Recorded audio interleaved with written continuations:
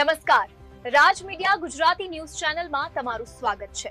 તો હવે જોઈએ આજના આ ખાસ સમાચાર।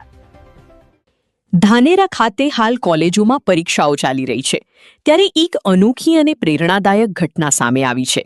સાંકળ ગામની વિદ્યાર્થીની કવિતાબહેન વાલાભાઈ પારંગીએ પોતાના જીવનના સૌથી મહત્વના દિવસ લગ્ન દિવસ પર પણ શિક્ષણને પ્રથમ પ્રાથમિકતા આપી અનોખું ઉદાહરણ પૂરું પાડ્યું છે।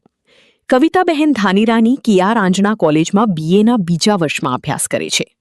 21મી તારીખે તેમના લગ્ન યોજાયા હતા અને એ જ દિવસે તેમની પરીક્ષા પણ હતી, પરંતુ પરીક્ષા બગડે નહીં તે માટે કવિતાબહેને લગ્નના 4 ફેરા પૂર્ણ કર્યા બાદ પાનેતર પહેરેલા વેશમાં જ સીધી પરીક્ષા કેન્દ્ર પર પહોંચી ગઈ હતી। આ દ્રશ્ય જોઈને કોલેજના આચાર્ય લાલાભાઈ પટેલ તેમજ સમગ્ર સ્ટાફ ભાવવિભોર થઈ ગયા હતા અને વિદ્યાર્થિનીની શિક્ષણ પ્રત્યેની નિષ્ઠાને બિરદાવતા અભિનંદન પાઠવ્યા હતા।